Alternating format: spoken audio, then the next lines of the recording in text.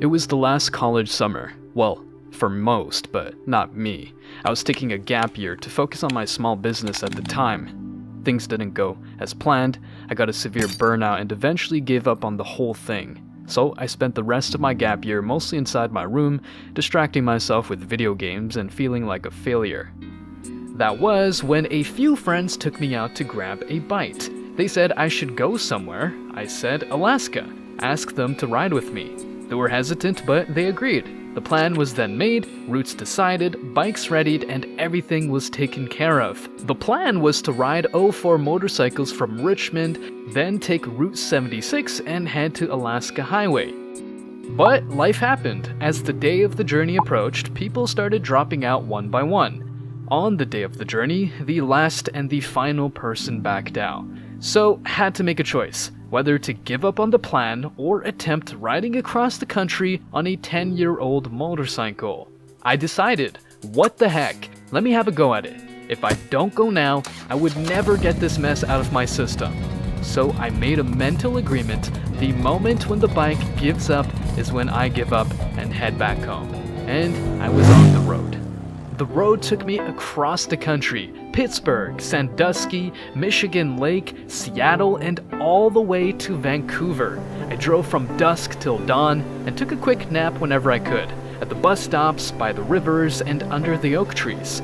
Recipe for a horror movie, I know, but I was too tired to worry. Living in the city for all of my life, I almost forgot how peaceful it was to just fall asleep under a sky full of stars.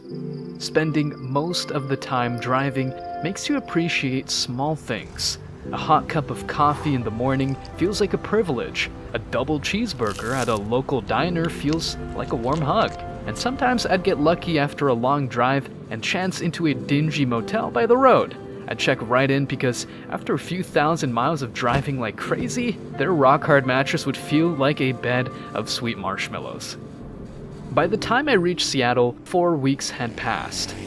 It took a lot more than planned because I took a lot of detours at every interesting turn I found. I followed my gut and kept my fingers crossed I had not run into any Freddy Krueger. And there was no Freddy Krueger indeed. Instead, I found a secluded lake tucked away in the forest, an abandoned mall where I played one hell of a basketball match with myself, and a piano left in the middle of the desert. There's something so sacred about finding hidden gems on the road. Sacred and surreal. Like they were made for me, my own little corner of the world. I promised myself that one day I would return. I promised, then I marched on. But the rest of the trip didn't go as planned. My bike broke down when I reached Beaver Creek. What now, I think to myself. I thought back to my initial pledge. When the motorcycle gives up is when I will give up, and was going to book a flight home. But that felt like the easy way out. So I told myself, to hell with it. So I sold the bike and walked. I walked until each step was heavier than the last, until my breaths thickened. I walked until I couldn't. Then I hitchhiked. The miles ticked away, and I found myself among the salt of the earth, from the elderly couple who offered me cans of canned beef for the road, to the veteran who offered me free lodging for a couple of days just because we all loved Chuck Berry. When I told them about my plan, they all told me to go for it. On June 28, I reached Alaska. I burst with joy when I saw Alaska Range.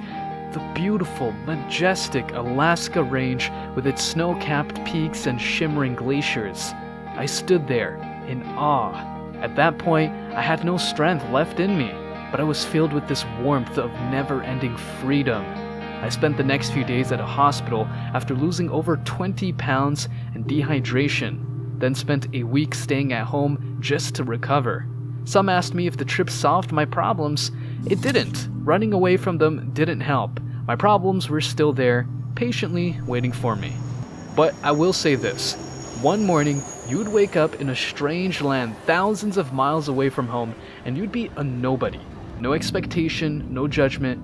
So instead of acting how people expect you to be, you act how you really feel with complete agency and without feeling guilty for not trying hard enough. That was what I felt on my first morning in Alaska. The problems I ran away from no longer felt as heavy as it was. They just felt less overwhelming, less upsetting, and less scary. And for the moment, it was enough to stay alive. That's what I do. To seek, to strive, to ride, and not to yield. I said it before, and I said it again. Life moves pretty fast. If you don't stop and look around once in a while, you might miss it.